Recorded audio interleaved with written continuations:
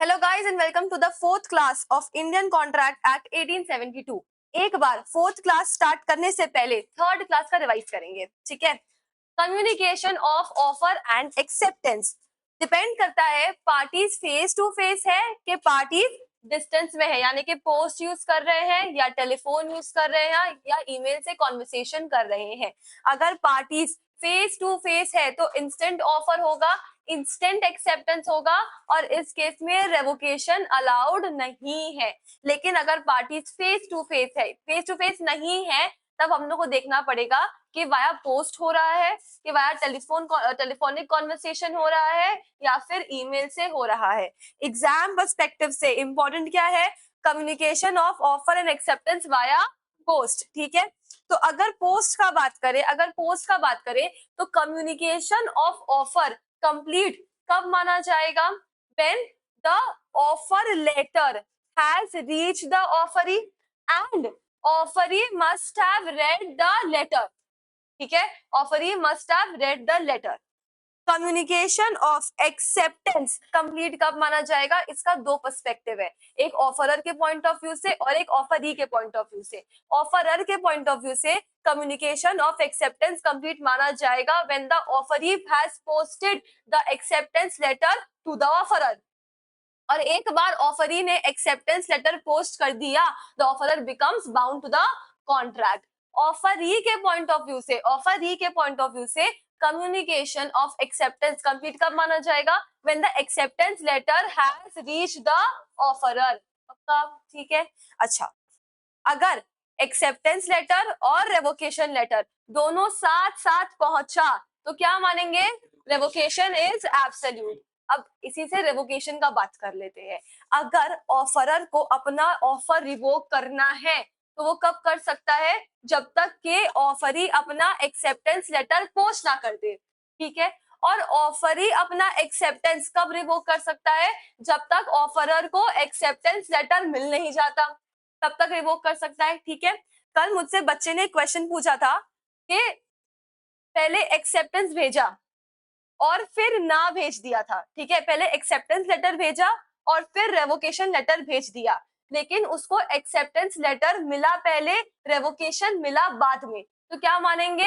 Revocation ही मानेंगे। और एक बार अगर आप रेवोक कर देते हो, चाहे आप ऑफर रिवोक करो चाहे आप एक्सेप्टेंस रिवोक करो, आप एक बार रिवोक कर देते हो तो आप उसको विड्रॉ नहीं कर सकते, यानी कि आप रिवोक करके एक्सेप्टेंस लेटर नहीं भेज सकते, ठीक है। क्वेश्चन ये है कि अगर वो स्टार्टिंग से ही रिवोक कर दे तो, correct.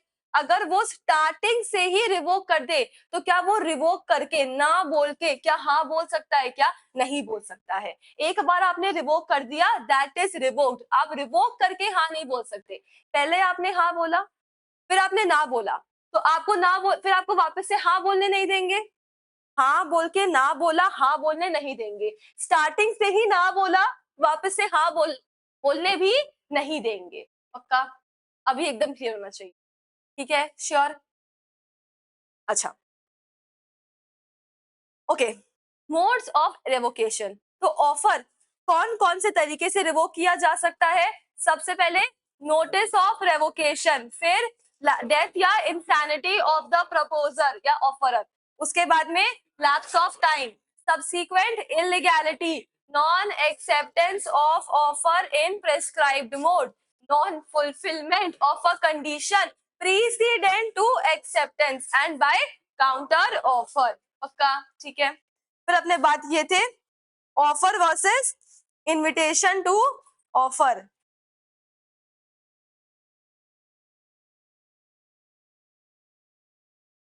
Offer versus invitation to offer, सुनो। ऑफर और इनविटेशन टू ऑफर में बच्चा बेसिक डिफरेंस क्या है कि ऑफर में एज इट इज जो ऑफर है, आपको जो टर्म्स एंड कंडीशंस है वो आपको एक्सेप्ट करना पड़ेगा, लेकिन इनविटेशन टू ऑफर में there is always a scope of negotiation, and जहां पे parties are willing to negotiate, it is an invitation to offer. And जहां पे द पार्टी इज कि मैंने जो भी ऑफर दिया, अगर उसने एक्सेप्ट कर लिया तो यही होगा जो फाइनल है, दैट इज द ऑफर। तो इनविटेशन टू ऑफर हमेशा फाइनल ऑफर के पहले होता है और ऑफर हमेशा इनविटेशन टू ऑफर के बाद में होता है। पक्का? 4 ट्रांजैक्शंस ऐसा है जिसको हम इनविटेशन टू ऑफर बोलते हैं। सबसे पहले window display of goods either with price tag और without price tag. With price tag के ऊपर में केस का नाम था, बताओ तो, हार्वी वर्सेस फेसी। तो विंडो डिस्प्ले ऑफ गुड्स हो गया। उसके बाद invitation to public to subscribe for its shares, फिर ऑक्शन सेल, एंड चौथा quotation of price sent in reply to a query regarding price। पक्का? ठीक है। अच्छा, invitation by company to public to subscribe for its shares. ठीक है, सुनो ना, जब कंपनी कभी भी अपना शेयर्स पब्लिक को ऑफर करती है, तुम लोग इश्यू ऑफ शेयर्स पढ़ा है, ठीक है, तो कंपनी इश्यू करेगा, फिर सब्सक्रिप्शन मनी आएगा। तो जब सब्सक्रिप्शन आता है, इन केस अगर ओवर सब्सक्रिप्शन हो जाता है, तब कंपनी क्या करती है, या तो आधा रिफंड करेगी या प्रो रेटा अलॉटमेंट करेगी। ठीक है, अब अगर मान लो इसको इनविटेशन टू ऑफर अगर हम लोग नहीं मानते, तो even though the issue is over subscribe, company को शेयर्स अलॉट करना ही पड़ता, क्योंकि अगर वो ऑफर है, सामने वाले ने शेयर को सब्सक्राइब कर लिया, तो मतलब कि वो तुम्हारा ऑफर एक्सेप्ट कर लिया। अगर ये इनविटेशन टू ऑफर नहीं होता तो यही चीज होता कि कंपनी ने ऑफर दिया, सामने वाले ने सब्सक्राइब किया, यानी कि एक्सेप्ट कर लिया ऑफर। अब चाहे इशू ओवर सब्सक्राइब हो जाए, कंपनी को शेयर्स अलॉट ही करना पड़ेगा, इवन दो टेक्निकली नहीं करना चाहिए। ठीक है, तो इसीलिए इसको इनविटेशन टू ऑफर बोला जाता है, ताकि जो कंपनी सबको एडवर्टाइज कर रहा है, पब्लिक को एडवर्टाइज कर रहा है कि आप आओ हमारी कंपनी में पैसा लगाओ। अब आपका पैसा हमें एक्सेप्ट करना है नहीं करना है वो हम डिसाइड करेंगे, तभी तो there is option to refund and there is an option to make pro rata allotment. ठीक है, समझ आया? अगर ये ऑफर होता तो ये चीज पॉसिबल नहीं होता। ठीक है, लेकिन जस्ट बिकॉज ये इनविटेशन टू ऑफर है, तो रिफंड करना या प्रो रेटा अलॉटमेंट करना कंपनी के पास में चॉइस है। समझा? पक्का? चलो, तो हम लोग सेक्शन 10 पढ़ रहे थे। ठीक है, सेक्शन 10 में एसेंशियल एलिमेंट्स क्या क्या था, बताओ तो वापस एक बार। Offer, acceptance, free consent, legal consideration, legal object, legal capacity and intention to create legal relationship. तो हमारा ऑफर हो गया, एक्सेप्टेंस हो गया, एक्सेप्टेंस और intention to create legal relationship is same, तो आपको अलग से उसमें कुछ नहीं पढ़ना है। आज हम लोग सेक्शन 10 का एक दूसरा एलिमेंट पढ़ेंगे विच इज लीगल कंसिडरेशन। ठीक है, इसमें कुछ नहीं लिखना है तुमको, टोटल इस एलिमेंट में हम लोग 3 टॉपिक पढ़ेंगे। ठीक है, और वो 3 टॉपिक, तीनों में से कोई भी एक टॉपिक तुम्हारे एग्जाम में आने का हाई चांसेस रखता है, और अगर आ गया तो एक बार में 6 to 7 मार्क्स के लिए आएगा। ठीक है, and you only have to focus on remembering the points. ठीक है, टोटल मिला के कितना पॉइंट होगा, 8 7 15 मिला के 23 से 24 पॉइंट लर्न करना है। 3 टॉपिक है ना, बस। हाँ, बस। ठीक है, 3 टॉपिक है, तो मतलब हर एक टॉपिक में कितना पॉइंट होगा, 8 पॉइंट। ठीक है, एक में 7 भी है, तो समझ लो 23 से 24 बोल रहे हैं, तो हर एक टॉपिक में 7 से 8 पॉइंट लर्न करना है, हमारा काम खत्म आज के लिए। बस आज का यही टारगेट है। ठीक है, चलो आओ डेफिनेशन में, सेक्शन 2 क्लॉज डी। ठीक है, section 2 clause D defines consideration. क्या डेफिनेशन है, एक बार पहले सिर्फ नॉर्मल पढ़ो। When at the desire of the promisor, the promisee or any other person has done or abstained from doing something, does or abstains from doing something, बता बोल दो, or promises to do or abstain from doing something, then such act or abstinence or promise is called consideration for a promise। ठीक है, सुनो, when at the desire of the promiser, promiser माने कौन, offeror, promiser माने offeror. अब offer तो वही कर रहा है ना जो चाहता है सामने वाला उसके लिए कुछ करे, और हम पढ़ के आए हैं कि कुछ करवाने के लिए भी ऑफर करना पड़ता है और कुछ नहीं करवाने के लिए भी हम ऑफर करते हैं। जैसे फॉर एग्जाम्पल वो पान दुकान वाला एग्जाम्पल था, करेक्ट, ठीक है। अब हमने पढ़ा है कि जो कॉन्ट्रैक्ट है वो एग्जीक्यूटेड भी होता है और एग्जीक्यूटरी भी होता है, ठीक है।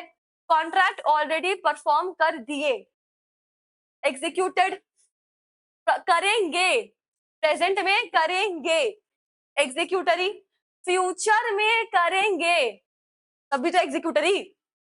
कॉन्ट्रैक्ट आज बना लिए, ठीक है, कॉन्ट्रैक्ट आज बना लिए, या तो आज करेंगे, ठीक है, करना तो बाकी है ना, एग्जीक्यूटरी। फ्यूचर में करेंगे तो भी एग्जीक्यूटरी, करेक्ट है, ठीक है। तो जो कॉन्ट्रैक्ट है वो एग्जीक्यूटेड भी हो सकता है, एग्जीक्यूटरी भी हो सकता है, यानी जो कंसिडरेशन है वो पास्ट भी हो सकता है, प्रेजेंट भी हो सकता है और फ्यूचर भी हो सकता है, ठीक है। अब तो प्रोमिसर का इच्छा आता है पहले, तभी वो ऑफर करता है, और प्रोमिसी से कुछ करवाता है या नहीं करवाता है, ठीक है। प्रोमिसी और एनी अदर पर्सन क्यों बोल रहा है, ये हम लोग जब पॉइंट पढ़ेंगे तब हमको समझ में आएगा कि any other person third party का क्या रोल है यहाँ पे, ठीक है। हैज डन और abstained from doing something, contract या तो कुछ करने का होगा या तो कुछ नहीं करने का होगा, और यहाँ पे बोल रहा है हैज डन, ऑलरेडी कर चुका है, ये ऑलरेडी नहीं किया है, तो ये पास्ट हो गया क्या, ये पास्ट एग्जीक्यूटेड कॉन्ट्रैक्ट हो गया क्या। डज और एब्सटेन्स फ्रॉम डूइंग समथिंग, ये प्रेजेंट हुआ, करेगा। प्रोमिसेस टू डू और एब्सटेन फ्रॉम डूइंग समथिंग, यानी कि फ्यूचर, आज प्रॉमिस किए हैं, वादा आज किए, निभाएंगे फ्यूचर, ठीक है। प्रोमिसेस टू डू और abstain from doing something, then such act और एब्सटेनेंस, ये जो करने का या ना करने का प्रॉमिस किए है ना, that is only that is called a consideration for the promise, क्योंकि अगर प्रॉमिसी कुछ नहीं करेगा या कुछ करेगा, उसके बदले में उसको प्रॉमिसर से कुछ तो मिलेगा ना, प्रॉमिसर से कुछ तो मिलेगा ना, वही क्या है उसके लिए, प्रॉमिसी के लिए वही कंसिडरेशन है, जब उसको कुछ करने या ना करने के बदले में प्रॉमिसर से कुछ मिले। बेसिकली कंसिडरेशन अगर 3 वर्ड में बोला जाए, it is something in return, कि आप कुछ कर रहे हो या ना कर रहे हो किसी और की इच्छा पे, और उसके बदले में आपको कुछ मिल रहा है, यही है कंसिडरेशन। मतलब you are getting something in return for what you are doing for that person, correct, एकदम क्लियर है डेफिनेशन। तो बोलो मेरे साथ, when the desire of the promisor, the promisee और एनी अदर पर्सन, उसके बाद पास्ट लगाओ, फिर प्रेजेंट लगाओ और फिर फ्यूचर लगाओ, ठीक है। हैज डन और abstained from doing something, does और abstains from doing something, promises to do or abstain from doing something, then such act or abstinence or promise is termed as consideration for a promise, पक्का, ठीक है। एक बार वापस बोले, चल, section 2 clause number D, when at the desire of the promiser, the promisee or any other person has done or abstained from doing something, does or abstains from doing something, promises to do or abstain from doing something, then such act or abstinence or promise is termed as consideration for a promise, पक्का, ठीक है। आओ topic number 1, legal rules regarding consideration. जैसे legal rules regarding offer and acceptance पढ़ के आए थे ना, वैसे ही लीगल रूल्स रिगार्डिंग कंसिडरेशन है। सबसे पहले समथिंग इन रिटर्न, ठीक है। कंसिडरेशन माने क्या होता है, there has to be something in return for both the parties. जो ऑफरर के लिए कंसिडरेशन क्या होगा, जो ऑफरी उसके कहने पे करेगा, और ऑफरी के लिए कंसिडरेशन क्या होगा, जो ऑफरर का बात मानने पे ऑफरी को कुछ मिलेगा। तो दोनों के लिए there is a benefit in the contract, तो there has to be a consideration, ठीक है, फॉर बोथ द पार्टीज। फिर consideration must move at the desire of the promisor, consideration must move at the desire of the promisor. इसका मतलब क्या होता है, consideration क्या देना है वो डिसाइड कौन करेगा, प्रॉमिसरी डिसाइड करेगा, क्योंकि ऑफर कर कौन रहा है, प्रॉमिसरी कर रहा है, तो बदले में सामने वाले को देना क्या है वो भी डिसाइड कौन करेगा, ऑफर डिसाइड करेगा। ये तो एकदम बेसिक कॉमन सेंस है, ठीक है। कंसिडरेशन में मूव फ्रॉम प्रोमिसी और एनी अदर पर्सन, ये देखो इसमें क्या हुआ था, कंसिडरेशन में मूव फ्रॉम प्रोमिसी और एनी अदर पर्सन, इसका एक तो केस है चिनाया वर्सेस रमैया। ये देखो ना, चिनाया वर्सेस रमैया, चिनाया वर्सेस रमैया, ठीक है। ये केस ना थोड़ा नहीं बहुत पेचीदा है, ठीक है। सुनो क्या हुआ था, सुनो क्या हुआ था, देखो यहाँ पे एक मदर है, एक तो मदर है, मदर का ब्रदर है, ठीक है। अब ये मदर है तो ऑब्वियस बात है इसके बच्चे होंगे, इसीलिए वो मदर है। तो मदर के दो बच्चे हैं, ठीक है, एक है डॉटर और एक है सन, ठीक है। यहां तक समझ आ रहा है, हाँ, डॉटर बड़ी सन छोटा, ठीक, इतना तक बता दिए, चलो यहाँ तक क्लियर है। तो यानी कि ये जो ब्रदर है ये डॉटर और सन का मामा जी लगता है, यहाँ तक तो क्लियर है ना, रिलेटिव्स रिलेशंस पढ़ रहे हैं हम लोग। अच्छा, अब ये जो केस है ना, ये अंकल जी, अंकल जी, ठीक है, हाँ हाँ हाँ, अरे तो मामा को भी मैटरनल अंकल ही बोलते हैं। अच्छा मामा लिख दे क्या, चलो मामा लिख देते हैं। अबे चाचा भी अंकल ही होता है इंग्लिश में और मामा भी अंकल ही होता है इंग्लिश में। ये जो मामा जी है, ठीक है, ये जो केस है ये मामा जी और उसके भांजी के बीच में। तो चिनाया कौन हुआ, अबे नहीं मामा जी ठीक है, चिनाया है मामा जी और अमाया है भांजी डॉटर, ठीक है। इन लोग के बीच का केस है। अब सुनो हुआ क्या, सुनो हुआ क्या, जो माँ है ना वो अपना सारा संपत्ति अपनी बेटी को ट्रांसफर कर दी, ठीक है। कही सकती क्या प्रॉब्लम है, कर दी, बदले में बोली हमको कुछ नहीं चाहिए। अरे माँ बेटी को प्यार से प्रॉपर्टी दे दी अपना, बदले में कुछ लेगी क्या, अच्छा थोड़ी लगता है, नहीं ली।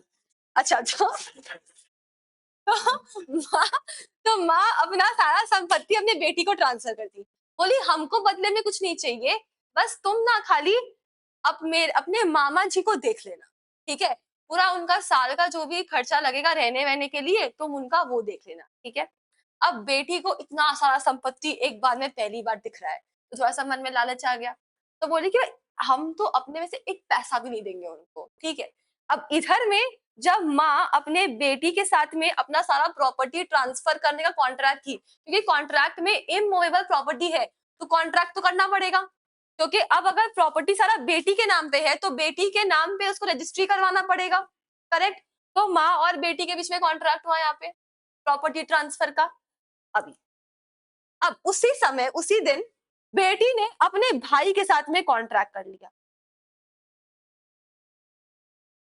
बेटी ने अपने भाई के साथ में कॉन्ट्रैक्ट कर लिया, ठीक है। और बोला कि मम्मी जो बोली थी ना कि मामा जी को एनुअल अलाउंसेस देना है वो हम नहीं देंगे, वो मेरा भाई दे देगा, ठीक है। अच्छा, कंसिडरेशन यहाँ पे ओरिजिनल कॉन्ट्रैक्ट कौन सा है, original contract is between the mother and the daughter, ठीक है। हालांकि कॉन्ट्रैक्ट में कंसिडरेशन डॉटर को तो मिला ही, बट कॉन्ट्रैक्ट में दूसरा पार्टी कौन है, मदर, तो उसको कुछ मिलना चाहिए था, वो कुछ नहीं ली और अपना बेनिफिट अपने भाई को ट्रांसफर कर दी। तो आ गया कंसिडरेशन में move from promisee to any other person, correct. अब तो भाई यहाँ पे बोला कि चलो ठीक है हम दे दे, कोई दिक्कत नहीं है। अब ये बात मामा जी को नहीं मालूम है, ये बात मामा जी को नहीं मालूम है कि जो मेरा एनुअल अलाउंसेस है ना वो भांजी नहीं भांजा देगा, ठीक है, करेक्ट। अब जो ये है क्या नाम है, जो मामा जी है, क्या वो अपना एनुअल अलाउंसेस के लिए अगर उनको नहीं मिला, अगर उनका एनुअल अलाउंसेस उनको नहीं मिला तो अब वो किसको स्यू करेंगे, भांजा को कि भांजी को, भांजी को, करेक्ट, भांजी को स्यू करेंगे क्योंकि उनको तो ओरिजिनल कॉन्ट्रैक्ट से मतलब है ना, उनको जो बेनिफिट मिल रहा है वो तो इस कॉन्ट्रैक्ट से मिल रहा है, ठीक है। तो अगर उनको एनुअल अलाउंसेस नहीं मिला तो क्या वो अपने भांजी को स्यू कर सकते हैं क्या? Even though he is not a party to the contract, लेकिन उनको यहाँ से बेनिफिट तो मिला है ना, ठीक है। ये बोल रहा है कंसिडरेशन में move from promisee to any other person, ठीक है, क्लियर, श्योर। ये हुआ था चिन्मय वर्सेस रमैया, केस कर दिया उसके ऊपर, भांजी के ऊपर केस कर दिया, ठीक है, और फिर भांजी को देना पड़ा। हाँ थोड़ा सा पेचीदा केस, अच्छा था ना, हाँ पूरा ही था, हम तो बोला ही है, ठीक है। ऐसा कोई है जिसको केस समझ में नहीं आया? समझ आ गया? हाँ अभी नाम जैसे याद रखना है, देखो हम कुछ नहीं कर सकते, अब ये साउथ इंडियन नाम है, देख लो, चिन्मया वर्सेस रमैया, रमाया बोलो, जो बोलना है बोल लो, ठीक है, चिन्मया वर्सेस रमैया। अच्छा अब आओ, it may be past present और फ्यूचर, ये तो अभी पढ़ के आया डेफिनेशन में, डेफिनेशन में तो अभी पढ़ के आया है कि कंसिडरेशन में भी पास्ट प्रेजेंट और फ्यूचर, ठीक है। सुनो, पास्ट कंसिडरेशन, पास्ट कंसिडरेशन जो है ना, सुनो, ये जो कॉन्ट्रैक्ट एक्ट है ये बनाया किसने था? एक को याद है बेशर्मो, इंपीरियल लेजिस्लेटिव काउंसिल ने बनाया था ना, वो तो ब्रिटिशर्स का आदमी लोग है ना। अब उन लोग जब कॉन्ट्रैक्ट बनाया तो उन लोग ने कंसिडरेशन में केवल प्रेजेंट और फ्यूचर ही रखा, और इनफैक्ट यूके का जो कॉन्ट्रैक्ट एक्ट है ना उसमें भी कंसिडरेशन प्रेजेंट और फ्यूचर है, यानी कि उन लोग पास्ट कंसिडरेशन को वैलिड कंसिडरेशन नहीं मानते हैं, इतना सा बात है। लेकिन जब ब्रिटिशर्स गए और फिर जब पार्लियामेंट आया, ठीक है, उन्होंने पास्ट कंसिडरेशन भी घुसा दिया, क्योंकि ब्रिटिशर्स वाज लाइक कि जितना हम पास्ट घुसाएंगे ना उतना लोग पास्ट को ले लेके आते रहेंगे, तो मैं इस टाइम पे 10 साल पहले मुझसे लिया था इतना पैसा, यही बोलेंगे, ठीक है।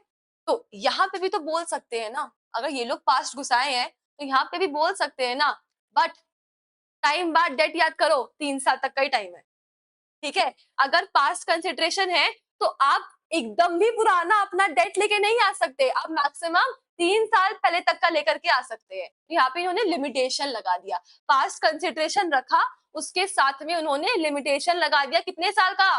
3 साल का, पक्का, ठीक है।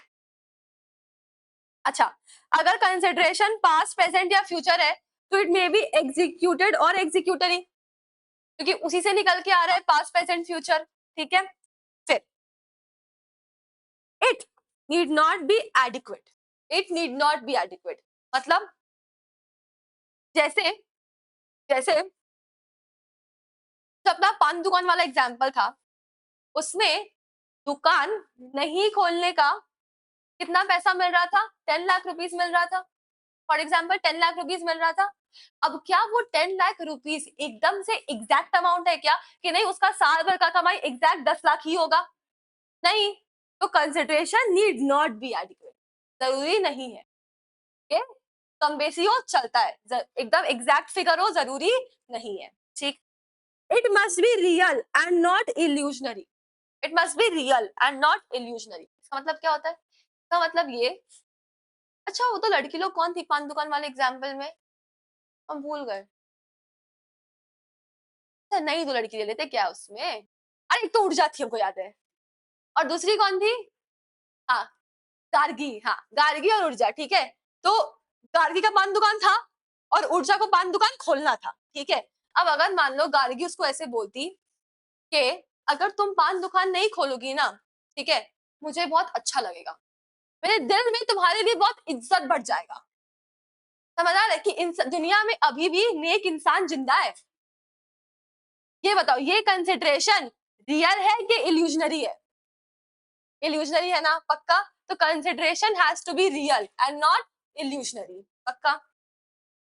फिर इट मस्ट नॉट बी बोला है, ठीक है, it must not be unlawful, immoral और oppose to public policy, it must not be unlawful, immoral or opposed to public policy, इसका मतलब क्या होता है कि कंसिडरेशन कुछ ऐसा नहीं हो, तो पहला बात अनलॉफुल नहीं होना चाहिए, दूसरा इमोरल भी नहीं होना चाहिए, and oppose to public policy भी नहीं होना चाहिए, मतलब जनहित के खिलाफ नहीं होना चाहिए, जनहित के खिलाफ नहीं होना चाहिए। अब ऐसे फॉर एग्जाम्पल अगर ऐसा होता कि गार्गी ऊर्जा को बोलती कि अगर तुम दुकान नहीं खोलोगी लेक टाउन एरिया में तो हम तुमको 2 पेटी गांजा दे देंगे, चलेगा? नहीं ना, ये जो कंसिडरेशन ये है, ये क्या है? अनलॉफुल भी है, इमोरल भी है और अपोज टू पब्लिक पॉलिसी भी है। इससे समाज में खराब प्रभाव पड़ेगा कि नहीं पड़ेगा? पड़ेगा ना, तो ऐसा कंसिडरेशन नहीं होना। समझ आया? क्या ये आठों का आठों लीगल रूल्स समझ में आ गया है क्या? देखो, अगर कंसिडरेशन पास्ट है तो वो एग्जीक्यूटेड है, और अगर कंसिडरेशन प्रेजेंट या फ्यूचर है तो वो एग्जीक्यूटर ही है। ठीक है, एक ही मीनिंग से 2 पॉइंट निकल के आ रहे हैं, पास्ट प्रेजेंट और फ्यूचर से ही 1 पॉइंट निकल के आ रहा है, एग्जीक्यूटेड या एग्जीक्यूट। ठीक है, पक्का? अच्छा सुनो,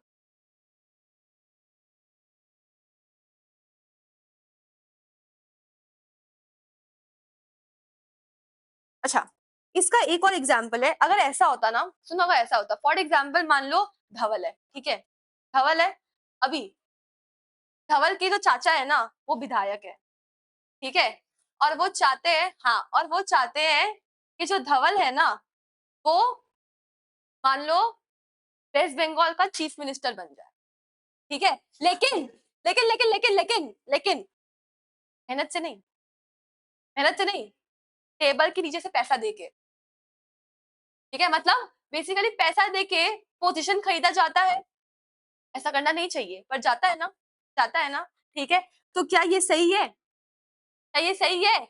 ये अनलॉफुल भी है, इमोरल भी है और अपोज टू पब्लिक पॉलिसी भी है। पक्का?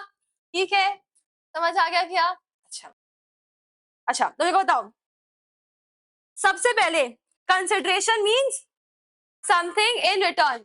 फिर सुनो ना, जो जिस जिस क्या बोलते हैं, जिस ऑर्डर में हम लोग डेफिनेशन पढ़े थे ना, उसी ऑर्डर में डेफिनेशन को तोड़ो। सबसे पहला लाइन क्या था? When at the desire of the promisor, बस कंसिडरेशन में move at the desire of the promisor, उसके बाद द प्रोमिसी और एनी अदर पर्सन, बस कंसिडरेशन में मूव फ्रॉम प्रोमिसी और एनी अदर पर्सन। ठीक है, फिर हम लोग क्या कर रहे थे? पास्ट प्रेजेंट और फ्यूचर लगा रहे थे, तो कंसिडरेशन में भी पास्ट प्रेजेंट और फ्यूचर उसी से आ जाएगा, इट मे बी एग्जीक्यूटेड और एग्जीक्यूटरी। ठीक है, फिर उसके बाद it must be real and not, it must be real and not illusionary, ये याद कर लेना। फिर it must not be unlawful, immoral or opposed to public policy, and last में it need not be adequate। ठीक है, order बना दिए, याद हो जाएगा आराम से। तो बताओ, सुनो, पहले एक बार डेफिनेशन बोलेंगे कंसिडरेशन का, उसके बाद फिर लीगल रूल्स बोलेंगे। ठीक है, section number 2 clause number D, बताओ, when at the desire of the promisor, the promisee or any other person has done or abstained from doing something, does or abstains from doing something, or promises to do or abstain from doing something, then such act or abstinence or promise is termed as consideration for a promise। ठीक है, अब आओ legal rules. सबसे पहले consideration means something in return, फिर definition तोड़ेंगे। सबसे पहले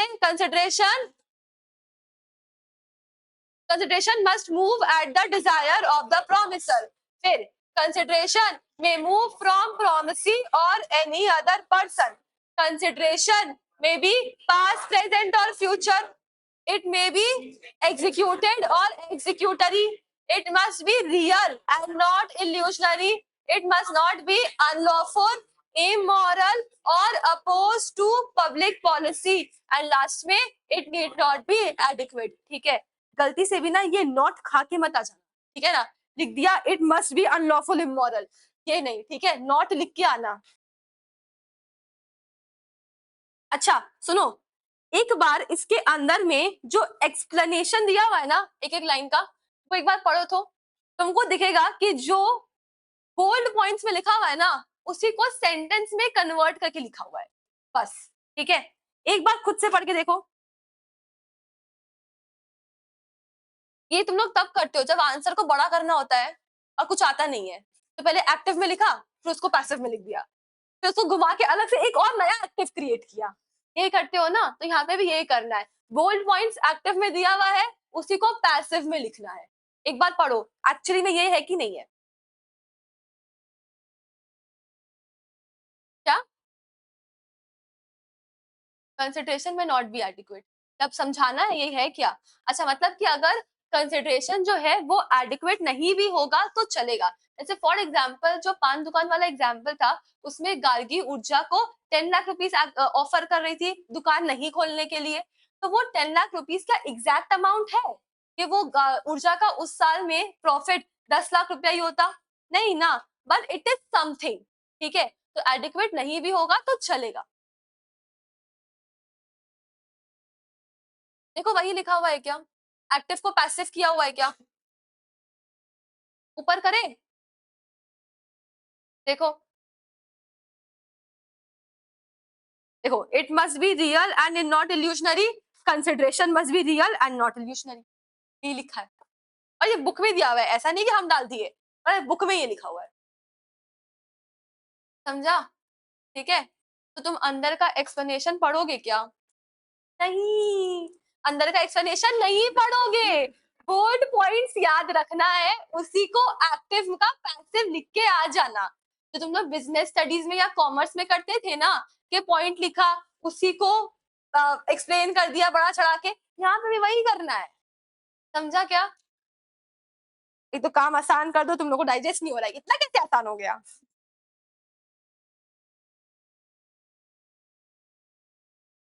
फिर जैसे आसान नहीं करेंगे तो बोलेगा इतना कैसे डिफिकल्ट हो गया।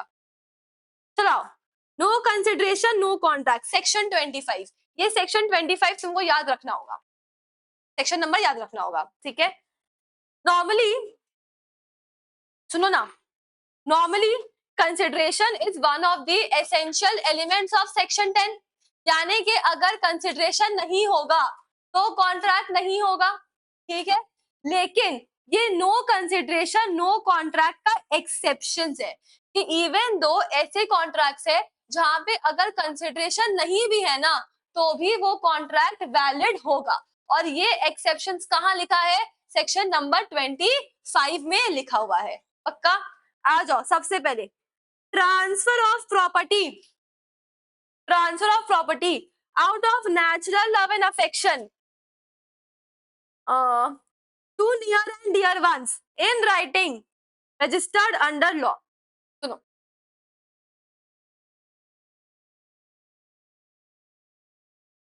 सुनो, transfer of property, property transfer हो रहा है out of natural love and affection.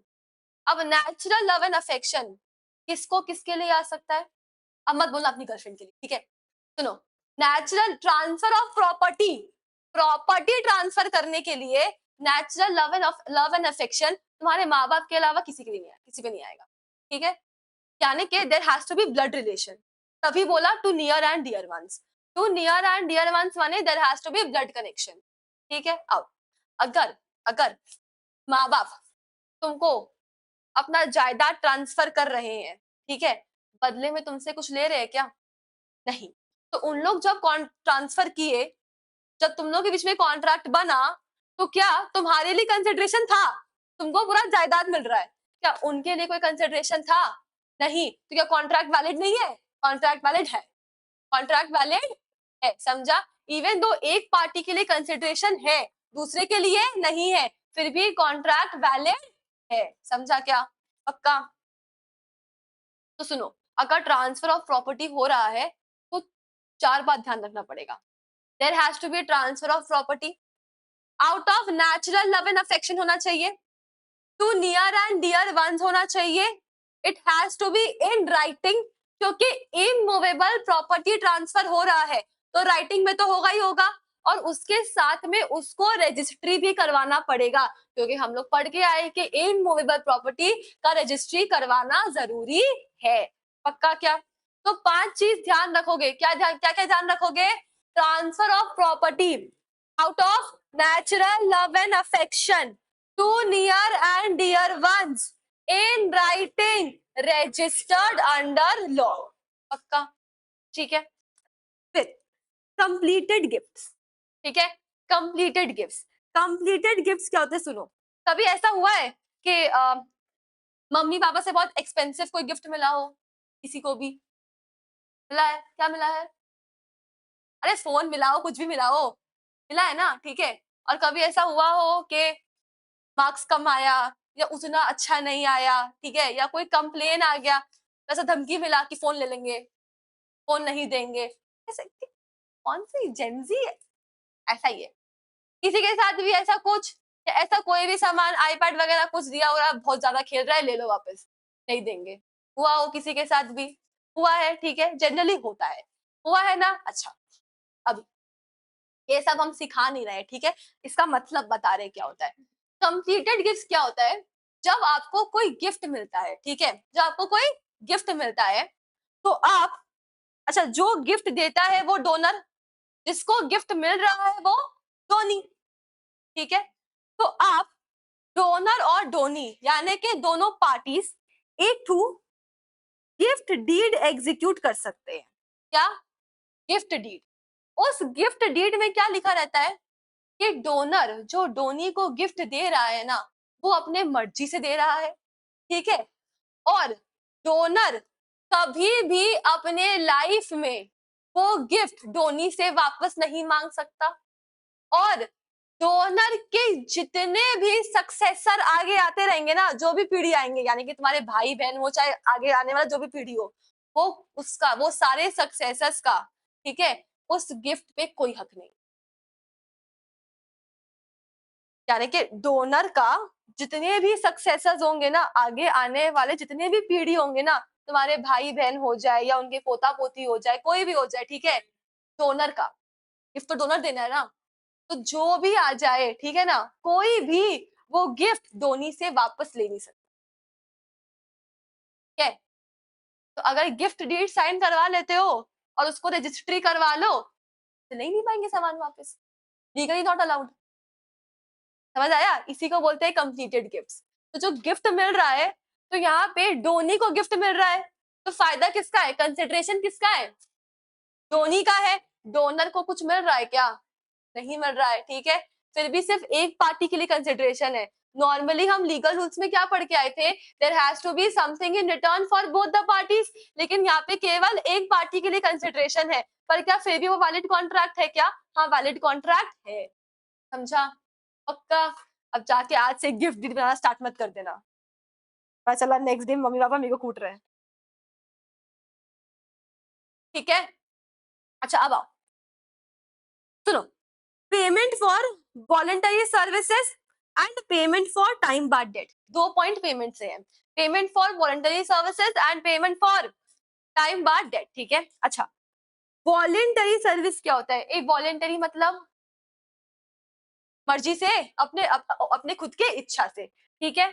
अच्छा, क्या होता है?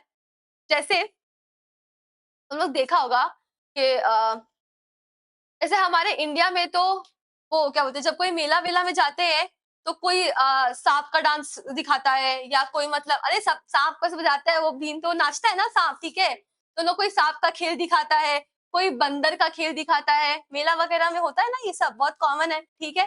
अब अगर वही तुम यूएस वगैरह में चल जाओ, तो वहां पे लोग सब ऐसा वायलिन लेके स्ट्रीट में गाना गाते हैं, वो फेमस है, ठीक है। अब उन लोग तो गा रहे हैं इंडिया में, उन लोग अपना शो दिखा रहे हैं, ठीक है। It is open to all, जो चाहे वो आके देख सकता है, ठीक है। अभी तुमने शो देखा, ठीक है, तुमने शो का मजा उठाया कि नहीं? उठाया ना? तो तुमको नहीं लगता कि तुमको उसका पेमेंट कर देना चाहिए? हाँ, नहीं बोल रहा, बताओ। पैसा देना चाहिए ना, ठीक है। यहाँ पे ये यानी कि ये जो वॉलंटरी सर्विस था ना, ये जो वॉलंटरी सर्विस था ना, वो तो तुम अपनी इच्छा से देखे, क्या सामने वाला तुम पकड़ के लाया चल देख, नहीं, तुम अपने इच्छा से देख रहे थे और तुम देख के उसका मजा उठाए, ठीक है। तो तुमको नहीं लगता तुमको उसके बदले पेमेंट कर देना चाहिए, कर देना चाहिए ना, तो हाँ वही कर देना चाहिए, ठीक है, समझ आया। ऐसे मान लो फॉर एग्जाम्पल धवल, ठीक है ठीक है, नहीं, नहीं जैसे मान लो फॉर एग्जाम्पल अगर धवल है, ठीक है ना, अभी मान लो जैसे क्या बोलते हैं टीचर्स डे वगैरह आता है या कुछ भी आता है, ठीक है, अभी धवल को मन किया कि वो अभी धवल को मन किया कि वो डांस करे, ठीक है, तो वो यहाँ पे आके पूरा डांस किया। अभी निखिल भैया डांस देखे कि नहीं देखे, देखे, उनको डांस अच्छा लगा, देंगे ना, कुछ तो देना चाहिए ना। वो डांस कर रहा था अपनी मर्जी से, धवल डांस कर रहा था अपनी मर्जी से, भैया डांस करने नहीं बोले उसको, ठीक है, वो अपनी मर्जी से डांस कर रहा था, लेकिन भैया उस डांस को एंजॉय किए कि नहीं किए, किए ना, तो बदले में कुछ देना चाहिए क्या, ठीक है, उतना सा बात है, तुम लोग ज्यादा मत सोचो। अब payment for time bar debt, सुनो, टाइम बार डेट क्या होता है, ए टाइम बार डेट क्या होता है, टाइम बार डेट होता क्या है, डेट टाइम बार कब होता है, 3 साल के बाद, ठीक है, अच्छा 3 साल के बाद होता है। अभी हम यही डेट जो टाइम बाद हो चुका है उसका पेमेंट कर रहे हैं, ठीक है। फॉर एग्जाम्पल मान लो ऋषि और धवल के बीच में कॉन्ट्रैक्ट था, धवल ने ऋषि से 10,000 रुपीज उधार लिया था, ठीक है, बोला 4 महीने में लौटा दूंगा, लौटाया क्या, नहीं, 3 साल बीत गया, 3 साल बीत गया, ऋषि बोला छोड़ो जाने दो दोस्त है क्या है, ठीक है, 3 साल बीत गया, अचानक से 10 साल बाद, ठीक है, धवल आया और बोला कि हम जो तुमसे 10 साल पहले जो डेट उधार लिए थे ना 10,000 रुपया, वो हम तुमको लौटाने के लिए आए हैं, ठीक है। यहाँ पे ये जो फ्रेश बात धवल बोला है 10 साल बाद, यहाँ पे कंसिडरेशन किसके लिए है, ऋषि के लिए, क्योंकि धवल तो पैसा लौटा रहा है ना, ऋषि को पैसा मिल रहा है तो वो उसका बेनिफिट है, क्या ऋषि बदले में कुछ दे रहा है उसको, नहीं, तो क्या payment of time bar debt is it a valid contract, yes it is a valid contract, even though सिर्फ एक ही पार्टी के लिए कंसिडरेशन है, बट फिर भी it is a valid contract.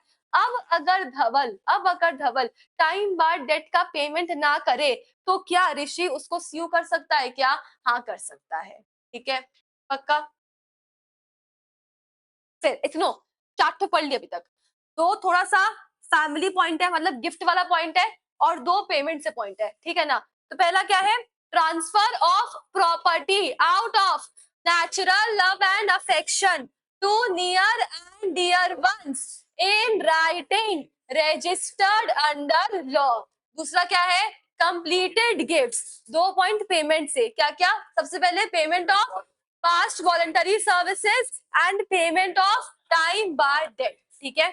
अब लास्ट का 3 है एबीसी, एजेंसी, बिलमेंट, चैरिटी, ठीक है। चैरिटी मतलब क्या होता है, फ्री में दान कर रहे हो, अब फ्री में दान करने के बदले भी कुछ लोगे क्या, नहीं, तो चैरिटी, समझ आ गया क्या, जिसको मिल रहा है चैरिटी उसके लिए तो कंसिडरेशन है, जो दे रहा है उसके लिए कुछ है क्या, नहीं। अब ऑब्वियसली चैरिटी करने के बदले में कौन पैसा लेता है भाई, नहीं लेता है ना, बस। फिर आओ, ए बेलमेंट सुनो ना, बेलमेंट क्या होता है, पूरा टॉपिक है बेलमेंट, ठीक है, उसमें पढ़ेंगे हम लोग बेलमेंट क्या होता है डिटेल में, लेकिन एक चीज समझो, जब सुनो ना, तुम अपने दोस्त को बुक देते हो या कॉपी देते हो नोट्स कॉपी करने के लिए, ठीक है, तो ये क्या है, ये एक बेलमेंट है, ये क्या है, टू बेलमेंट है, कैसे बेलमेंट है, आपने किसी को अपना सामान दिया, ठीक है, तुमने अपना कॉपी नोट्स दोस्त को दिया, क्या पर्पस था, क्योंकि उसको नोट्स कॉपी करना था, जैसे ही नोट्स कॉपी कर लेगा पर्पस उसका अचीव हो जाएगा, क्या वो तुम्हारा नोट्स तुमको वापस देगा क्या, हाँ देगा, इसी पूरे प्रोसेस को बेलमेंट बोलते हैं। अब अगर ऐसा हो कि तुमने अपने दोस्त को कॉपी दिया फ्री में देते हो, है ना, कोई ना 20-30 रुपया चार्ज करते हो प्रति घंटा, नहीं ना, तो नहीं दिया, फ्री में दिया, तुम्हारे लिए कुछ कंसिडरेशन है इसमें, नहीं, पर उसके लिए तो है, उसका तो पर्पस कंप्लीट हो रहा है, अचीव हो रहा है, तो उसके लिए तो कंसिडरेशन है, ठीक है। अब अगर वो नोट्स कॉपी कर ले और उसके बाद बोले कि अच्छा वो कॉपी तो हम रद्दी में बेच दिए, तो वो तुम्हारा कॉपी ना लौटाए, तो तुम क्या करोगे? अबे कर सकते हो, पहला बात तो कर सकते हो, हाँ कर सकते हो, ठीक है, हाँ कर सकते हो, मौका है, कर सकते हो, ठीक है, कर सकते हो। जब आप फ्री ऑफ कॉस्ट किसी को देते हो ना सामान, तो वो भी एक बेलमेंट कहलाया जाता है, ठीक है। यहाँ पे भी सेम चीज है, कंसिडरेशन एक पार्टी के लिए है, दूसरे के लिए नहीं है, फिर भी वो सामने वाले पे केस कर सकता है क्या? हाँ कर सकता है, ठीक है। अच्छा, अब आओ एजेंसी। एजेंसी क्या होता है, कोई आइडिया है किसी को भी? यानी कि जब एक इंसान सुनो ना, एक इंसान जब किसी और का काम करता है उसके बिहाफ में, तो उसको हम एजेंट बोलते हैं, ठीक है। और जिसका वो काम कर रहा है वो उसके लिए प्रिंसिपल है। यानी कि बेसिकली एम्प्लॉयर और एम्प्लॉय का रिलेशन भी प्रिंसिपल और एजेंट कहलाता है, ठीक है क्या? अच्छा, अभी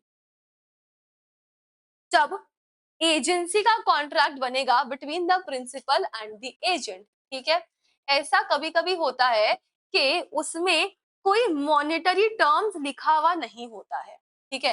जैसे मान लो फॉर एग्जांपल, अगर आप एक सेल्स एजेंट हो, तो आपके कॉन्ट्रैक्ट में कोई मॉनेटरी टर्म्स नहीं लिखा है, ठीक है।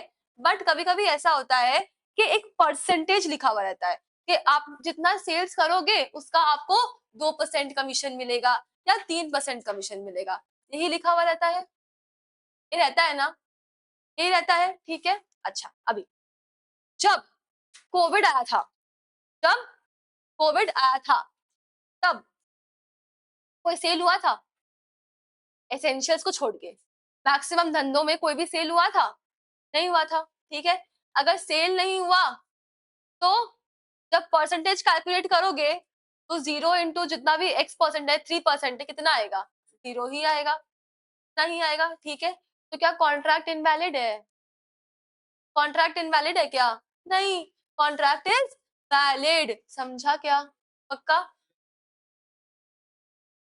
कॉन्ट्रैक्ट वैलिड है, ठीक है। एजेंसी में कॉन्ट्रैक्ट वैलिड है, पक्का। तो मेरे को बताओ, नो कंसिडरेशन नो कॉन्ट्रैक्ट के एक्सेप्शंस क्या क्या है? अच्छा, एजेंसी भी पूरा हमारा टॉपिक है कॉन्ट्रैक्ट में, ठीक है। बताओ तो, एक 7 पॉइंट है, 2 पॉइंट तो गिफ्ट वाला है। सबसे पहले, transfer of property out of natural love and affection to near and dear ones in writing registered under law. दूसरा, कंप्लीटेड गिफ्ट्स। फिर 2 पॉइंट पेमेंट से, सबसे पहले payment for past voluntary services, payment for time bar debt, फिर ABC लगा दो, agency, bailment, ठीक है। अच्छा, एजेंसी, बेलमेंट और चैरिटी, हाँ, ये जो चैरिटी है ना, ठीक है, ये चैरिटी के ऊपर, ये चैरिटी से रिलेटेड एक तो केस है, ठीक है। वो केस में हुआ क्या था तुमको वो नहीं जानना है, सिलेबस में ही नहीं है, सिर्फ खाली केस का नाम याद रखना। केदारनाथ नहीं है, कादरनाथ वर्सेस गौरी मोहम्मद, गौरी भी नहीं है, ठीक है, गौरी भी नहीं है, गौरी है।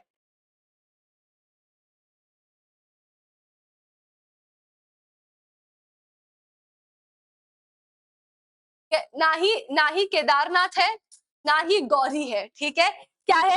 कादरनाथ वर्सेस गौरी मोहम्मद, समझा क्या? पक्का, सिर्फ केस का नाम ध्यान रखना। अगर चैरिटी लिखोगे तो बोल देना charity even though without consideration is still a valid contract, bracket में केस का नाम कादरनाथ वर्सेस गौरी मोहम्मद। बेलमेंट अभी मत लिखना, ये बेलमेंट का ना पूरा डेफिनेशन दिया हुआ है, ठीक है।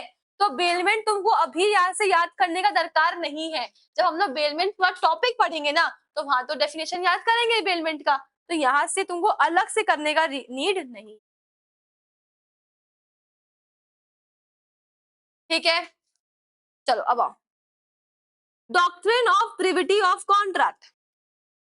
Doctrine of privity of contract, what is doctrine of privity of contract? Privity comes from the word privacy, यानी कि there is a privacy which has to be maintained between the parties to the contract, यानी कि जो parties to the contract है they cannot see outsiders, and outsiders can not sue parties to the contract. जो contract का party नहीं है, जो contract का पार्ट नहीं है, ठीक है, वो कॉन्ट्रैक्ट के लिए क्या हो जाएगा, स्ट्रेंजर बन जाएगा। तो स्ट्रेंजर पार्टीज को स्यू नहीं कर सकता और पार्टी स्ट्रेंजर को स्यू नहीं कर सकते। Doctrine of privity of contract यही बोलता है कि स्ट्रेंजर पार्टी को स्यू नहीं कर सकता और पार्टी स्ट्रेंजर को स्यू नहीं कर सकता, ठीक है। लेकिन इसका कुछ कुछ एक्सेप्शंस है। क्या एक्सेप्शंस है? जहां पे स्ट्रेंजर पार्टीज को स्यू कर पाएंगे एंड पार्टी स्ट्रेंजर को स्यू कर पाएगा। समझा क्या? और यही एक्सेप्शंस अपने को पढ़ने का है। अच्छा, ये doctrine of privity of contract का रूल कौन से केस से निकल के आया था? MC Chacko versus State Bank of Travancore, ठीक है, MC Chacko versus State Bank of Travancore. सुनो अब इसका एक्सेप्शंस क्या क्या है। In case of a trust, in case of a trust, ध्यान से सुनो, ट्रस्ट क्या होता है? पूछने, अरे भरोसा ये मत बोलना, बता रहे। सुनो ट्रस्ट में क्या होता है, सुनो देखो, मान लो फॉर एग्जाम्पल दादाजी है, उनका बेटा है और उनका पोता है, ठीक है। अब मान लो बेटा और बहू का अगर एक्सीडेंट हो जाता है, ठीक है, तो दादाजी पूरा का पूरा पोता का जिम्मेदारी उठाएंगे, ठीक है। अच्छा, अब दादाजी को लगता है, अच्छा बहुत अमीर है इन लोग, ठीक है ना, बहुत अमीर है। अब दादाजी को लगता है कि दादाजी जो है वो ज्यादा दिन तक जिंदा रहने वाले नहीं है, ठीक है, और उनका जो पोता है वो नाबालिग है, तो ऐसा भी नहीं कर सकते कि अपना पूरा का पूरा जायदाद संपत्ति अपने पोते को दे दे, क्योंकि वो तो नाबालिग है, ठीक है। तो अभी दादाजी क्या करेंगे? दादाजी अपने एक भरोसेमंद आदमी के साथ में एक ट्रस्ट डीड एग्जीक्यूट करेंगे, ठीक है। अब तो जो ट्रस्ट डीड बनेगा ना, जो ट्रस्ट डीड बनेगा ना, दैट इज बिटवीन द दादाजी एंड द ट्रस्टी, ठीक है। अब ट्रस्टी क्या, दादाजी इस भरोसे पे ट्रस्टी के साथ ट्रस्ट डीड एग्जीक्यूट कर रहे हैं कि जब तक उनका पोता बालिग नहीं हो जाएगा तब तक उनके पोते का और उनके प्रॉपर्टी का ध्यान वो रखेगा, ट्रस्टी रखेगा। और जैसे ही पोता बड़ा हो जाएगा सारा का सारा प्रॉपर्टी वो उनके पोते को दे देगा, ठीक है। यानी बेसिकली एक टाइप का केयरटेकर है, ठीक है, बेसिकली एक टाइप का केयरटेकर है, ठीक है। ये एक एकदम एकदम टिपिकल हिंदी मूवी प्लॉट है, ठीक है। तो यही चल रहा है अभी। तो दादाजी दादाजी अमरनाथ निकल लिए, तो अब क्या हुआ? अब क्या हुआ? ट्रस्टी उनके प्रॉपर्टी अपना पूरा बिजनेस संभाल रहा था उनका, और साथ में उनके पोते को भी बड़ा कर रहा था, ठीक है। जैसे ही पोता बड़ा हुआ, ठीक है, ट्रस्टी के मन में लालच आ गया, इतना साल से बिजनेस हम देखे, प्रॉपर्टी हम संभाले, बदले में हमको क्या मिल रहा है? ठेंगा, ठीक है। हम कैसे दे दें उसको प्रॉपर्टी? क्लियर है, ठीक है। ट्रस्ट डीड किसके बीच में एग्जीक्यूट हुआ था? दादाजी और ट्रस्टी। किसके बेनिफिट के लिए? पोता के बेनिफिट के लिए। मतलब क्या उसको हम बेनिफिशियरी बोल सकते हैं क्या? क्योंकि माइनर के बेनिफिट के लिए था। कॉन्ट्रैक्ट के पार्टीज कौन है? दादाजी और ट्रस्टी। कौन नहीं है? दादाजी। ट्रस्टी बोल रहा है दादाजी तो है नहीं, हमको स्यू करेगा कौन? ये तो बोल रहा है। नॉर्मली क्या होता है, parties can sue each other, outsider यानी कि stranger cannot sue the party, यही बोल रहा है।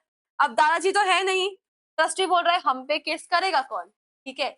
लेकिन अगर कॉन्ट्रैक्ट किसी बेनिफिशियरी के बेनिफिट के लिए बना है तो beneficiary, even if the beneficiary is an outsider to the contract, वो पार्टी को स्यू कर सकता है। यानी इस केस में बेनिफिशियरी यानी कि पोता विल स्यू द ट्रस्टी। हाँ, आउटसाइडर नहीं बोल रहे हैं, किसी के बेनिफिट के लिए दो जन कॉन्ट्रैक्ट एग्जीक्यूट कर रहे हैं, ठीक है। तो एनीवेज बेनिफिशियरी तो कॉन्ट्रैक्ट का पार्ट है ही नहीं ना। जब कॉन्ट्रैक्ट साइन हो रहा है क्या बेनिफिशियरी साइन कर रहा है? नहीं, टेक्निकली वो पार्टी टू द कॉन्ट्रैक्ट नहीं है, वही बात कर रहे हैं, इसीलिए उसको आउटसाइडर बोल रहे हैं, क्योंकि वो कॉन्ट्रैक्ट का पार्टी नहीं है, वो ट्रस्ट डीड का पार्टी नहीं है, वही सिर्फ कॉन्ट्रैक्ट का पार्टी है। समझा? Clear? In case of trust समझ में आया क्या? इन केस ऑफ फैमिली सेटलमेंट ये क्या होता है सुनो, जैसे मान लो फॉर एग्जाम्पल धवल है और धवल के 4 भाई है, ठीक है, धवल है और धवल के 4 भाई है, तो धवल को लेके टोटल कितने हो गए? 5, ठीक है। तो अब अगर उसके पापा अपने प्रॉपर्टी का बंटवारा करेंगे तो आइडियली क्या होता है, 5 बच्चों में इक्वली बंटता है, ठीक है, इक्वली बंटता है, लेकिन पापा सोचे नहीं, पापा धवल को प्रॉपर्टी अपना फैमिली सेटलमेंट में हिस्सा बनाया ही नहीं, ठीक है, पूरा प्रॉपर्टी अपने 4 बेटों में ही बांट दिए। तो ये जो फैमिली सेटलमेंट का कॉन्ट्रैक्ट है ना, ये जो फैमिली सेटलमेंट का कॉन्ट्रैक्ट है, इसमें पार्टीज कौन कौन है? धवल के पिताजी और उसके 4 भाई। क्या धवल है? नहीं, धवल क्या हुआ? Stranger to the contract. लेकिन धवल को गुस्सा आ रहा है, मेरा भी तो हक है जायदाद पे, हमको भी तो मिलना चाहिए, ठीक है। धवल का पापा बोल रहे हैं जान नहीं देंगे, ठीक है, तेरे को नहीं देंगे, जैसे जैसे वो किया था ना, अरे वो क्या नाम है उसका, अरे वो अरे नहीं तो हम बता रहे हैं, अरे वो तुमने देखा होगा, जहर वाली खीर वाली मूवी कौन सी है? अरे हाँ, सूर्यवंशम, ठीक है। उसमें जब ठाकुर भानु प्रताप हीरालाल को घर से निकाला था, ठीक है, जब निकाला था, अरे तुमने सूर्यवंशम नहीं देखा है? क्या कर रहे हो जिंदगी में? हाँ, देखो वो मूवी इतना सुंदर मूवी है, ठीक है। अरे क्या है, सूर्यवंशम तो, सूर्यवंशम सेटमैक्स पे हर दूसरे दिन आता है। सुनो ना, तो उसमें क्या होता है, जब वो ठाकुर भानु प्रताप अपने बच्चा को घर से निकाल रहा था ना, अरे सुनो ना, जब क्या कर रहा है, उसका बंद कर, अरे सुनो क्या हुआ था, अरे सुन लो एक बार, जब ठाकुर भानु प्रताप हीरालाल को घर से निकाला था ना, ठीक है, तो याद नहीं है प्रॉपर्टी का पेपर मुंह पे फेंक के मारा था? हाँ, मारा था ना। मतलब क्या हुआ, इससे क्या सीखने को मिलता है कि बेटा कितना ही नालायक हो, प्रॉपर्टी में हिस्सा तो है उसका, और अगर है तो देना पड़ेगा। इसे तो उसी पे आ रहे, तो अगर धवल को नहीं मिला तो धवल को गुस्सा आया होगा, भले ही वो स्ट्रेंजर टू द कॉन्ट्रैक्ट है, भले ही he is a stranger to the family settlement contract, क्या वो पार्टी टू द कॉन्ट्रैक्ट को स्यू कर सकता है क्या? हाँ कर सकता है, अपने हिस्सा के लिए स्यू कर सकता है, समझ आया? हाँ, बाप पे केस करेगा, वही चल रहा है। समझा गया? ठीक है, पक्का? नहीं, फैमिली सेटलमेंट में ऐसा ही होता है, सबको हिस्सा मिलता है। हाँ, सबको देना पड़ेगा, पड़ेगा, ठीक है। जब तुम लोग के बेनिफिट का बात है यार यहाँ पे, ठीक है, ऐसा नहीं, तुम लोग के बेनिफिट का बात है यार, समझा क्या? यहाँ तक सही है? अच्छा, अब आओ। अच्छा, इन केस ऑफ ट्रस्ट और इन केस ऑफ फैमिली सेटलमेंट क्या यहाँ तक क्लियर है? ठीक है, अच्छा अब आओ, in the case of certain marriage contracts या अरेंजमेंट, सुनो इसमें क्या होता है, देखो देखो, ये फिर पैथेटिक एकदम हिंदी मूवी ड्रामा है, सुनो क्या हुआ। यहाँ पे यहाँ पे क्या है, देखो, एक बेटी है, बेटी का पति है और बेटी का बाप है, यानी कि ससुर जी, बेटी और जमाई। क्या हो रहा है? अरे सुनो, सुनो इतना ऐसा, सुनो इतना ऐसा चेपड़ा एग्जाम्पल लेने में हमको मजा नहीं आ रहा है, ये तुम्हारे बुक में दिया हुआ है, तो वही केस समझा रहे हैं हम तुमको, ठीक है। सुनो सुनो सुनो क्या हुआ, ऐसे देखो, बेटी है, बेटी का बाप है और जमाई बाबू है, अब तक ठीक है। अब हुआ क्या, जमाई बाबू दहेज के लिए बेटी को टॉर्चर करते थे, ठीक है। अच्छा, तो बेटी जाके बाप से कंप्लेन की, अरे की ना, बाप से कंप्लेन की अभी, तो बेटी का बाप और जमाई बाबू के बीच में कॉन्ट्रैक्ट हुआ, क्या कॉन्ट्रैक्ट हुआ कि हम आपको दहेज देंगे, जो आप मांगोगे वो देंगे, लेकिन लेकिन बदले में बदले में आप मेरी बेटी को और परेशान नहीं करेंगे। ठीक है, ठीक है। लेकिन जमाई बाबू आदत से मजबूर, कॉन्ट्रैक्ट साइन करने के बाद भी बेटी को परेशान करते थे दहेज के लिए। ठीक है, बेटी केस कर दी। क्या बेटी केस कर सकती है? हाँ कर सकती है। Even though she is an outsider to the contract, क्या वो केस कर सकती है पार्टी पे? हाँ वो केस कर सकती है। समझ आया कि मेरा एग्जाम्पल नहीं था, बुक का एग्जाम्पल है। हाँ, यहाँ तक क्लियर है क्या? अच्छा सुनो, अब दो टॉपिक साथ साथ साथ साथ समझेंगे ध्यान से। इन case of assignment, in case of assignment and in case of acknowledgement और एस्टॉपल। ठीक है, ध्यान से।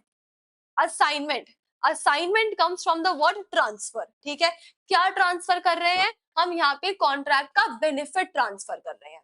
जैसे मान लो for example Dhawal had to pay 10,000 rupees to ऋषि, तो यहाँ पे बेनिफिट किसको मिल रहा है?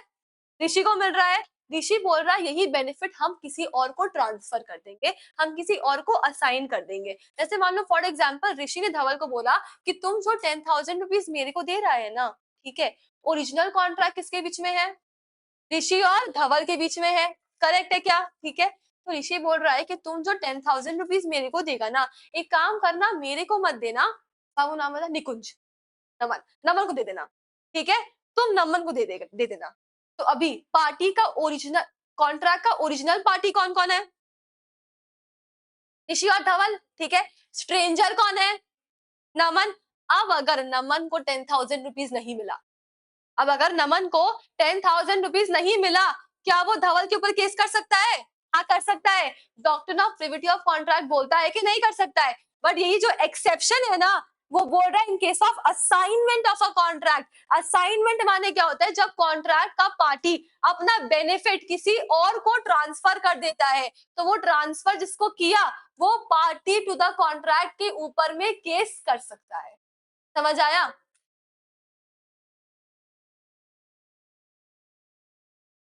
और देगा कौन? नहीं, तो ऋषि बोला कि हम उसको, ऋषि बोला कि धवल जो मेरे को देगा ना, वो अब तुम मेरे से मत लेना, तुम डायरेक्टली धवल से दे देना। चलेगा ना? चलेगा ना, क्यों नहीं चलेगा? हाँ, अरे बीएस ऑफ एक्सचेंज अलग है बाबू, ये प्रिविटी ऑफ कॉन्ट्रैक्ट अलग है बाबू। क्या बोल रहा है? बीएस ऑफ एक्सचेंज हमारा नेगोशिएबल इंस्ट्रूमेंट एक्ट में आएगा। बीएस ऑफ एक्सचेंज हमारा नेगोशिएबल इंस्ट्रूमेंट एक्ट में आएगा। वहां पे होल्डर आएगा, होल्डर इन ड्यू कोर्स आएगा, वो अलग कॉन्सेप्ट है, ये अलग कॉन्सेप्ट है। समझा? अच्छा, इन केस ऑफ एक्नॉलेजमेंट और एस्टॉपल, इसमें क्या होता है? सुनो, देखो, सेम तीन पार्टी है, देखने का नजरिया अलग है। क्या? देखो क्या हुआ, सुनो। धवल had to pay 10,000 rupees to ऋषि। ठीक है, अभी ऋषि हर दिन तकाला मार रहा है, गुंडा भेज रहा है, मारा पीटी हो रहा है, सब कुछ हो रहा है, लेकिन धवल पैसा दे नहीं रहा है। ठीक है, अभी धवल और नमन बेस्ट फ्रेंड। ठीक है, नमन से धवल के ऊपर का अत्याचार देखा नहीं गया। ठीक है, और नमन बीच में कूदा और बोला कि ऋषि को बोला कि जो पैसा तुमको धवल से लेना है ना, तुम मेरे से बात करो, हम देगा तुमको। ठीक है, यानी कि यहाँ पे किसी और का डेट, किसी और का debt Naman outsider to the contract उसको अक्नॉलेज कर रहा है, डेट को एक्सेप्ट कर रहा है कि हम पेमेंट करेंगे। क्लियर? अब अगर ऋषि को पैसा नहीं मिला, तो वो किसको पकड़ेगा? नमन को कि धवल को? नमन को पकड़ेगा। Basically Naman is just like a guarantor, बोल सकते हैं क्या? अगर धवल पैसा नहीं दिया तो गारंटर देगा। अब अगर ऋषि क्रेडिटर है, तो वो पहले डेटर को छोड़ेगा और गारंटर को पकड़ेगा सबसे पहले। आउटसाइडर पे केस हो रहा है। ठीक है, क्लियर? एकदम क्लियर। असाइनमेंट और एक्नॉलेजमेंट का बीच का डिफरेंस क्लियर है क्या? एकदम। असाइनमेंट में कॉन्ट्रैक्ट का बेनिफिट ट्रांसफर होता है, और एक्नॉलेजमेंट में स्ट्रेंजर टू द पार्टी एक डेट को एक्सेप्ट करता है कि हम पेमेंट करेंगे। समझा क्या? पक्का? फिर in case of covenant running with the land, covenant क्या होता है? Covenant is nothing but a clause to the contract. ठीक है, covenant running with the land. अब सुनो क्या हुआ। धवल के पिताजी और नहीं दादाजी, धवल के दादाजी और ऋषि के दादाजी कॉन्ट्रैक्ट किए थे। क्या कॉन्ट्रैक्ट किए थे? एक सेल अग्रीमेंट था, यानी कि धवल के दादाजी ने ऋषि के दादाजी को एक लैंड बेचा था, और जब बेचा तब उन्होंने एक क्लॉज लगाया कि इस जमीन में कभी भी कोई भी इंडस्ट्रियल एक्टिविटी नहीं होगा, यानी कि फैक्ट्री सेटअप नहीं होगा। तो original parties to the contract कौन है? दोनों के दादाजी। ठीक है, अब दादाजी जो निकल लिए दोनों के, ठीक है, अब आए उनके सुपुत्र दोनों जन, ठीक है, धवल और ऋषि। अब ऋषि बोल रहा है कॉन्ट्रैक्ट तो हुआ था उन दोनों के बीच में, तो कॉन्ट्रैक्ट तो गया, पार्टी तो गए, तो कॉन्ट्रैक्ट भी गया। तो बोले उन लोग डिसाइड किए थे ना कि इंडस्ट्रियल एक्टिविटी नहीं करना है, तो क्या हुआ, हम तो कर ही सकते हैं, कॉन्ट्रैक्ट हम थोड़ी साइन किए थे, कॉन्ट्रैक्ट हम थोड़ी साइन किए थे, करेक्ट। अभी तो ये स्टार्ट किया फैक्ट्री सेटअप करना, धवल को पसंद आया होगा? नहीं, नहीं, ठीक है। धवल भी कौन है? Stranger to contract. ऋषि भी कौन है? स्ट्रेंजर टू कॉन्ट्रैक्ट, है कि नहीं? क्या धवल ऋषि के ऊपर केस कर सकता है? हाँ, कर सकता है भाई, कर सकता है। It is a clause which is running with the land, यानी कि ये जो क्लॉज है आने वाले दोनों फैमिलीज के जितने पीढ़ी होंगे ना उन लोग को फॉलो करना पड़ेगा, चाहे original party to the contract रहे या ना रहे। समझा? एकदम क्लियर, पक्का। अगर ऐसा भी होता, क्या?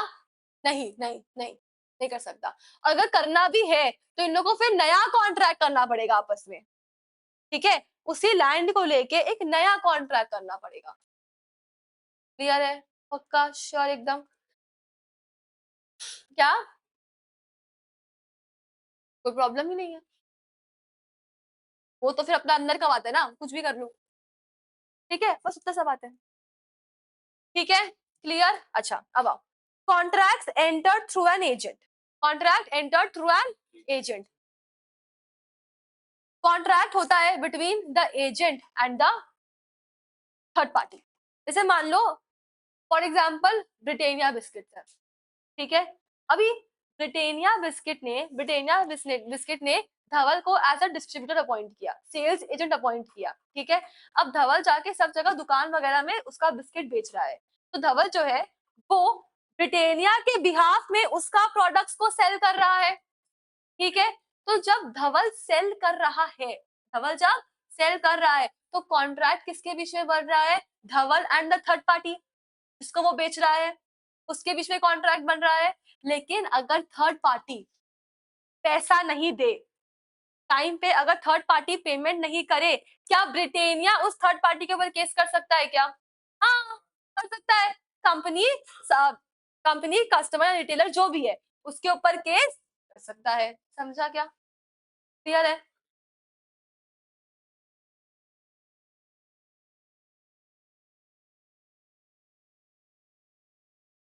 कोई दिक्कत नहीं है, कर सकता है, कोई प्रॉब्लम नहीं है। मान लो ब्रिटेनिया ने धवल का पेमेंट क्लियर नहीं किया, हो सकता है ना, सेल्स एजेंट को तो कमीशन मिलता है ना, अगर पेमेंट नहीं क्लियर नहीं किया तो भी धवल केस कर सकता है। हाँ, और अगर मान लो फॉर एग्जाम्पल प्रोडक्ट सही नहीं निकला, कस्टमर या रिटेलर सेटिस्फाइड नहीं है, प्रोडक्ट डिफेक्टिव था, तो वो लोग क्या डायरेक्टली ब्रिटेनिया को स्यू कर सकते हैं क्या? हाँ, कर सकते हैं। कॉन्ट्रैक्ट किसके बीच में है? एजेंट और रिटेलर के बीच में। अपने एग्जांपल में रिटेलर लेके चलते हैं, एजेंट और रिटेलर के बीच में है, ठीक है। एजेंट ने ब्रिटेनिया का माल सप्लाई किया रिटेलर को, रिटेलर को जो बिस्किट है वो सब खराब मिला, डिफेक्टिव मिला, तो अभी जो रिटेलर है वो एजेंट को स्यू करेगा कि थर्ड पार्टी यानी कि ब्रिटेनिया को स्यू करेगा? ब्रिटेनिया को स्यू करेगा। समझा? क्लियर है? पक्का? क्योंकि एजेंट कॉन्सेप्ट क्या है समझो, क्योंकि एजेंट जो है वो उसका प्रोडक्ट नहीं है, वो किसी और के बिहाफ में किसी और का प्रोडक्ट मार्केट कर रहा है, तो यही कर रहा है ना, उसको तो मार्केट से मतलब है, प्रोडक्ट कैसा है नहीं है वो तो प्रोड्यूसर देखेगा, यानी कि कंपनी देखेगा। पक्का? चलो, exceptions to doctrine of privity of contract. अच्छा, doctrine of privity of contract बोलता क्या है? सीधा इतना सा बात बोलता है कि stranger cannot sue parties to the contract and parties cannot sue stranger to the contract. The rule was brought in by Supreme Court in the case of MC Chaco versus State Bank of Travancore. लेकिन इसका कुछ कुछ exceptions है. क्या exceptions है? सबसे पहले in case of a trust, दूसरा in case of family settlement, फिर एक था सर्टेन मैरिज कॉन्ट्रैक्ट्स, एक है असाइनमेंट, एक है एक्नॉलेजमेंट, एक है असाइनमेंट, एक है एक्नॉलेजमेंट, दूसरा covenant running with the land, covenant running with the land, and last में contracts entered through an agent. पक्का क्लियर है? सुनो एक बार, ये जो 3 टॉपिक पढ़े ना हम लोग, ये तीनों टॉपिक में से कोई भी एक टॉपिक हमारे एग्जाम में आ सकता है and straight forward direct question आएगा.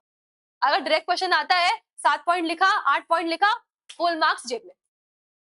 क्लियर? आएगा भी तो 7 से 8 नंबर या 6 से 7 नंबर के लिए आएगा, उससे बेसी नहीं. अच्छा, और अगर सिर्फ पॉइंट लिखने के लिए आया तो 5 मार्क का भी आ सकता है, क्योंकि हाँ, क्योंकि अगर 5 मार्क का क्वेश्चन आया और तुम 8 पॉइंट लिखोगे तब तुमको 5 में 5 मिलेगा. ऐसा क्वेश्चन आएगा जहाँ पे वो 8 नंबर डिजर्व करता है. तुम जो 55 में करते थे ना, अगर 5 नंबर का है तो 5 पॉइंट लिखेंगे, ठीक है, उससे 1 पॉइंट बेसी नहीं लिखेंगे. यहाँ पे ऐसा नहीं चलता है, ठीक है, यहाँ पे ऐसा नहीं चलता है. यहाँ पे ऐसा भी हो सकता है कि 5 मार्क है, 5 मार्क का क्वेश्चन है, लेकिन तुम्हारे बुक में 4 पॉइंट दिया है, तो तुमको 5वां 6ठा पॉइंट अपने आप से इंट्रोड्यूस नहीं करना है, तुमको वो 4 पॉइंट ही लिख के आना है. ठीक है, और अगर 5 मार्क का क्वेश्चन है और तुम्हारे उस टॉपिक में 7 से 8 पॉइंट दिया हुआ है, तब तुमको 7 से 8 पॉइंट लिखना पड़ेगा. ऐसा क्वेश्चन तुमको दिखने को मिलेगा जहाँ पे वो मार्क्स कम डिजर्व करता है, ठीक है, और ज्यादा पॉइंट, सॉरी, कम मार्क्स है, कम मार्क्स दिया हुआ है पर पॉइंट ज्यादा लिखना है, या फिर मार्क्स ज्यादा दिया हुआ है, पॉइंट कम लिखना है.